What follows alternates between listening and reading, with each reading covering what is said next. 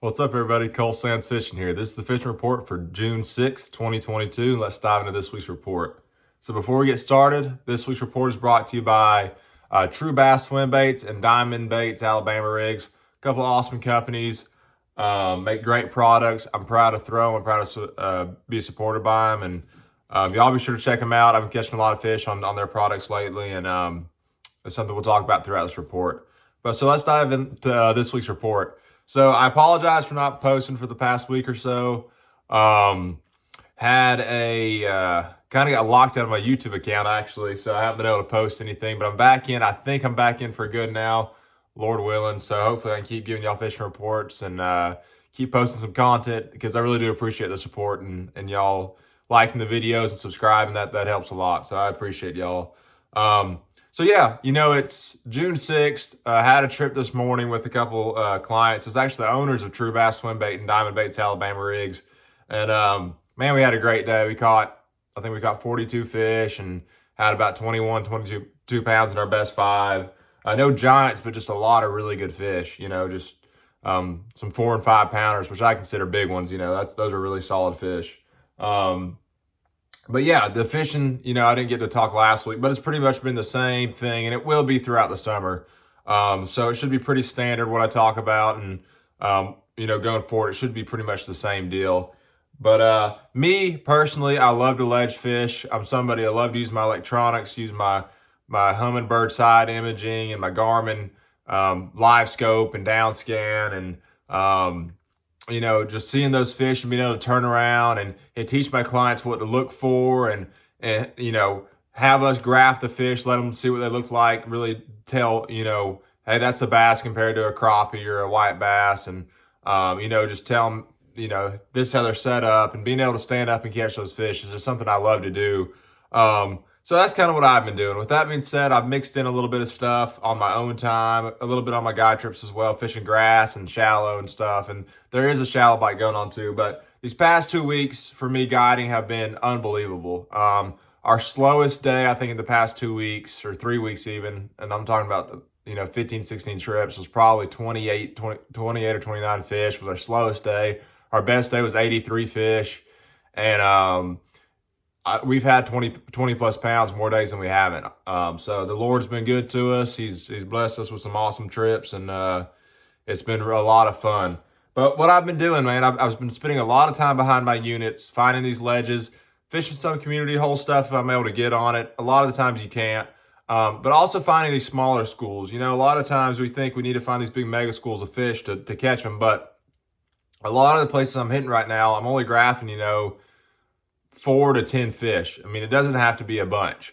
But if they're set up close to each other, they're close to the bottom, they look like they're ready to eat, they're still pretty catchable. And the deal with that is, if you see a school and it's not a mega school, there's 4 to 10 fish, pull up, catch a couple, leave, and come back. That's the main thing I've been doing. Even on some of the community holes, it seems like you can pull up anywhere right now and catch anywhere between like 1 and 5 fish. And then once you do that, you need to roll, give it a break, come back in a couple hours. So I've kind of been working my way, down the lake and then back up it, or vice versa.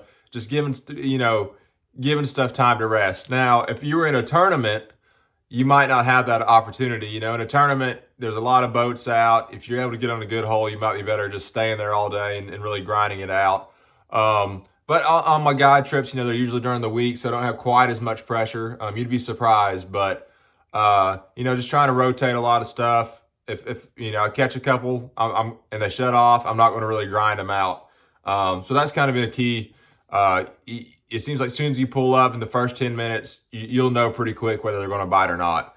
There are some exceptions. I got some holes I just have more confidence in, and that's just part of fishing for a long time in these certain areas and just knowing what's capable in some of these areas. But baits that have been working. We'll go over the ledge stuff in a second, but there has been a little bit of a grass bite and a little bit of a shallow bite. The mayflies have started to hatch here in Chickamauga. Something I like to do when the mayflies hatch on Chick. One thing I really like to do is bluff fish. It's a good way to catch some big ones. Not always the best numbers game it can be, but kind of my go-to is when they get on that mayfly deal, whether I'm throwing it on bluffs or steep banks or under trees. is throwing this little hardcore 70 popper. Bone's always a good color, especially on the cloudy days. This is my go-to though, the Ghost Pearl Shad. I know y'all probably saw me last fall talking about this one, but I've thrown a lot of poppers in my life. That one right there casts better and walks better than any popper. I know we got some old school popper fans that swear by a Rico or some of them other ones, but for me, man, this one definitely casts better than a Rico, and I promise you it walks just as good. So that's kind of my go-to for the mayfly deal that's going on right now. For those who don't want to, wait your turn on the ledges, that's a good way to catch them. Another thing, there's a grass bite going on right now. So, throwing some Senko, some Texas rigs around. That Fishco Money Stick, that 5-inch Senko on like an 1/8 ounce tungsten weight. It's been pretty good. In the grass, for the grass, I'm looking for grass anywhere from 4 to 10, 12 foot of water. If it's close to being topped out, a couple feet within the surface, I've been able to take this Yozuri pencil popper. And this is a good one on these cloudy days. Like today we had a super rainy day. This afternoon we did. But this pencil popper, if that grass is only a couple feet from the surface, you can take this and just walk it over it. Catch some really nice fish. But that's really a good color in low light. Throwing some more natural colors on the more sunny days, like they make a clear, translucent looking one that's really good. They make some natural gizzard shad, some natural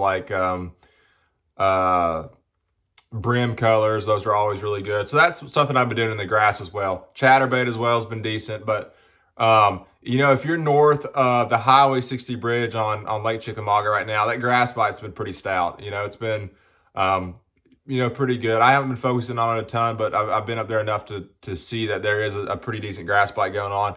And the grass bite on Chickamauga is always a good way to catch like a fish of a lifetime. You might not always catch a bunch, and you might catch a lot of little ones, but there's always a shot at catching one of those like 8 to 12 pounders when you're fishing grass. And then there's not a whole lot of grass mid-lake. There is some, but you get down around Harrison Bay in that area, you get back into some more grass. Some of those flats down there, they have some good grass on it. And there's definitely a topwater bite going on with those, either the popper on the more mayfly deal or the pencil popper on the grass flat deal. But besides that, the ledge bite, that's something else we got to talk about. So really, I've been mixing in moving baits and then slow moving baits. And the slow moving baits, the drop shot, the Nico, the worm, the jig, those are the baits that are going to consistently get you bites. Whether there's a lot of current or no current, whatever, those baits will get you bites no matter what. But I've been also mixing in the hair jigs, the crank baits, the scroungers, the swim baits, stuff like that, because those, a lot of times, if you can get a bite on a moving bait, they're just better quality fish. You're not usually going to get as many bites. Some days you do. I mean, some days you pull to a school, you get them fired up, man. It's every cast on a crankbait. It's every cast on a swim bait. Those dragging baits, are consistently getting the bite. So a lot of times I'll pull up to a ledge. First thing I pick up my moving bait, see if I can get them to react, get a big one. But if I'm not getting a bite within the first few casts on a moving bait, I usually, slow down. Pick up a drop shot or a jig or that Nico rig. That Nico rig's been deadly lately. But and then what I'll do, I'll drag for a little bit, let them forget what the moving baits look like, and maybe 20 minutes later, I'll pick up a moving bait again, try to get another big one. But that's kind of my strategy a lot of times, not always. Ledge fishing, you just kind of got to rely on your instincts a little bit too. Of course, you rely on your electronics and what you're seeing, but there is some instincts to it. Because, ledge fishing, we kind of get a hard time sometimes about, the old timers say, well, there ain't no instincts to it. But that's not true at all. You have to get these fish to react, and it's the same. Even though you're able to see them, it helps a lot, but you have to have the instincts to throw the right bait at the right time. You got to find the right angle. It's just very, it's very mathematical sometimes, but you still got to rely on that gut feeling and those instincts. But let's run through the baits. Like I said, we got the grass deal going. We got the bank deal going with the mayfly hatch. And also got the ledge deal going. And this is something that's going to last all throughout the summer. That mayfly hatch will go on for another couple of weeks. That grass bite will just keep getting better throughout the year. And the ledge bite's going to be really good for like the next month and a half. So it's a great time to be on Chickamauga for sure. Let's run through some baits. One of my go-tos, if these rods don't fall on us, that should be good. So one of my go-tos this time of year, on the Tennessee River is the old 5.5-inch swim bait. And then you can tell this one's been chewed up a little bit, but throwing that on a 3/4 ounce true bass swim bait head. And then, like I said, that's the 5.5-inch. That's the true blue color. Another color that's really good is, I think it's green bean is the name of it. It's just like this, but it's got a green back. Just anything that looks really natural. But that blue color on the back's really good. Throwing this, letting it go all the way to the bottom, and then just slowly creeping it back. About halfway back, I'll kill it, let it fall all the way back down, because it does like to rise, especially if you're fishing in 20 to 30 foot deep.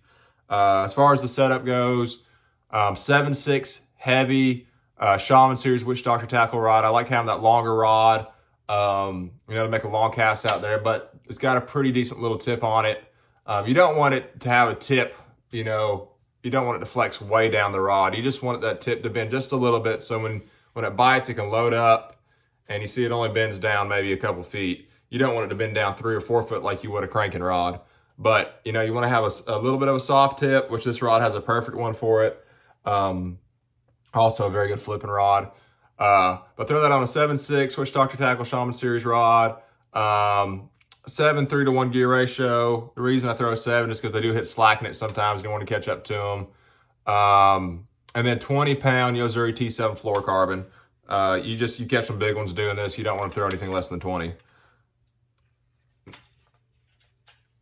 So that swim bait's been a really good one, especially in the afternoons. Some of these deep holes you'll pull up, and you'll actually see, even though it is 20 foot deep, if these fish really get fired up, you'll see them start running these shad, and they're about the exact size of that true bass swim bait. Something else I like to throw sometimes, I'll mix it in, is that Diamond Baits Alabama rig. I'm throwing true bass swim baits on it as well. Same thing though, pretty much that true blue, throwing, I think that might be Bass Whacker's the name of that color. But throwing it down there, counting it down on the ledge, and just reeling it through. If they get fired up, so you can really catch them on that too, it seems like. Other baits. Man, this bait right here, I kind of feel bad even talking about it. I know I've talked about it in some other videos, but I really spent a lot of time throwing this big hardcore 7+ lately. It's the hardcore bullet crank, and this is the best deep crankbait I've ever thrown. It casts better, you get it deeper. Throwing that on 12-pound Yo-Zuri T7 fluorocarbon. And just for a size reference, a lot of y'all have asked about this. It's actually a little bit longer than a 10XD, which that helps with the, getting deep. You can tell the bill's a lot longer, and it deflects off cover a whole lot better too. I can reel this through brush piles really good. But throwing that on 12-pound Yo-Zuri T7 fluorocarbon, I'm doing it just so I can get super deep. I'm actually throwing it on a really fast gear ratio right now because I'm trying to reel as fast as I can, get these fish to react. So I'm throwing it on a 7, which will wear you out, but it gets bites. But I've been throwing it in this color, which I think is either the sexy shad or the blue sexy shad. And then I've also been throwing it in citrus shad and catching some really good fish on that too. But it seems like, man, you set the hook on that, it's always at least a 3-pounder, if not a 5 or 6. The average fish on it's a 4 or 5-pounder at least. And I can't say enough good things about that crankbait. It gets down on a cast. I'm not talking about long lining. I'm talking about on a normal cast. I'm able to hit the bottom of 27 foot of water, which is very, very incredible. It's got a weight transfer system, so it casts super far. But we're catching 1 or 2 really big ones each day on that. I lost one on it about a week and a half ago. That might have been my personal best. I mean, it was a giant, and it was, just didn't get it good. I was able to get him to react to it, and it came up and came off, but it was a giant. But it just gets big bites, that crankbait right there. And it's something they haven't seen. These fish have been beat all summer long with these XDs and stuff like that, but they haven't seen this one a ton yet. So be sure to pick it up. I promise, if you can get them to eat a crankbait, they'll eat that one just as good or better. And I really think I'm getting some bites on this crankbait that I wouldn't get on other crankbaits just because they haven't seen it yet. It's got a very unique wobble. As far as the rod goes, which is very important, especially when getting a far cast and the way the fish load up and everything. 710 heavy action Kahuna Witch Doctor tackle cranking rod, which it's glass. You can tell it's doubling force through here, and then it's got a really good tip, but it's super strong as well, which allows me to throw these big oversized crankbaits a country mile, not be scared of losing the fish. So that's, my moving baits, the stuff I'm picking up as soon as I get out there. A scrounger, I've been throwing it as well. It's very similar to a swim bait, kind of the same scenario. And then This thing's wet right now, but it's been a killer. Um, it don't look too good because it's all wet and balled up. But that true bass shuttlecock hair jig, it's the 5/8 size. I think it's the only size they make. But man, I've caught some big ones on that thing lately. Reeling it out there, stopping it, letting it fall all the way to the bottom, reeling it, stopping it. And the bite's going to feel like a tick. You're just going to feel that tick. And this is another bait lately that's just got me some big bites. It seems like if I set the hook on it, it's a 4 or 5 or 6 pounder. As far as the setup goes, 16-pound T7 fluorocarbon. That's really important.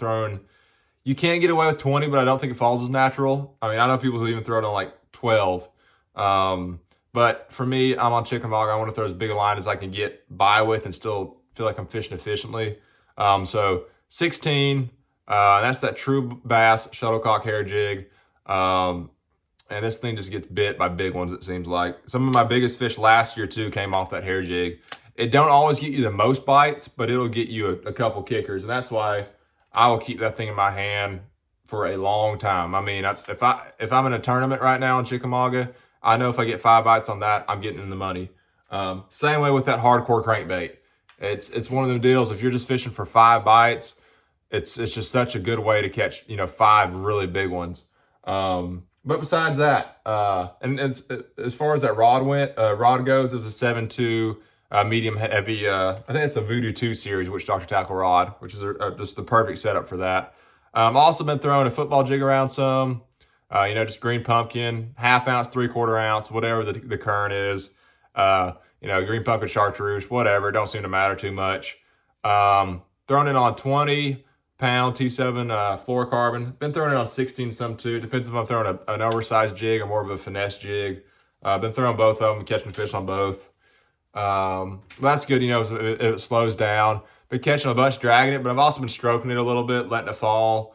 A lot of the bites have come on the fall lately. It just depends on the day. Some days they really like for you to stroke it. Some days you got to drag it really slow. And then another bait they've been eating, they eat all summer long, is the old drop shot. I know you hear me talk about it every week. You're tired of it. But 10-pound braid to 10-pound Yozuri leader. I am throwing 10-pound Yozuri Super 8 braid. Or maybe it's just the Super braid. It's this one right here. Yeah, it's just the Super braid. Stuffed cast braid, super strong. As far as worm goes, or the business end, just throwing a little finesse worm. I haven't thrown a robo worm some too, but that Fishco finesse worm, that's one of my go-tos. I'm running low on them. About to get another shipment in and put an order in for them. So that's that Texas red color, something they haven't seen a ton, I feel like, out there. I feel like everybody's kind of throwing that Morning Dawn. So I do mix in the green pumpkins. That Fishco makes a peanut butter and jelly one too. It's got a little purple in it. It's really good. Oh, another bite that's going on right now, just to add something else to it. There is a bluegill spawn going on. So another thing you can do, and I have been doing it a little bit, is find bluegill beds and throwing a drop shot and a jig around the bluegill beds. And that's more of like going on like 4 to 8 foot of water. And it's been a good deal as well. But 7.2 medium action Witch Doctor Tackle Shaman Series spinning rod. And then last but not least is my go-to. One of my go-tos anyways, definitely top 5. And that's the Nico rig. And man, that's just such a good bait to get bit when there's low current or the fish are just not in a very good feeding mood. Picking up that Nico rig, that's the 8-inch Fishco finesse worm and green pumpkin blue swirl, I believe is the color. Throwing a 3/32 nail weight on one end. I'm throwing a small hook on. I'm throwing like a little number 1 or number 2 Nico rig hook. I think VMC makes it. Same setup, 10-pound fluoro, 10-pound braid. And I'm throwing that, let's see if this is a medium or a medium heavy. It's a medium. So it's the same exact setup as my drop shot rod. Big thing though, when they bite this, just pull into them. If you're fishing it in current, just throw upriver and kind of drift it down, almost like you were trout fishing. That's also been, kind of been important. You want to bring your bait down naturally with the current. But so that's it for this week. There's a lot of different things going on right now, obviously. Just fish your strengths. If you like to fish shallow, you can definitely have some really good days at shallow. There's still some fish, guarding fry even at this point. Not many, but there's still a few. But that's what's going on right now. You know, if you like to fish grass, go fish grass. You want to go get on that mayfly deal. That's a good way to catch some big ones as well. But that's it for this week's report. Y'all stay tuned. I appreciate the support, and I'll catch y'all next week.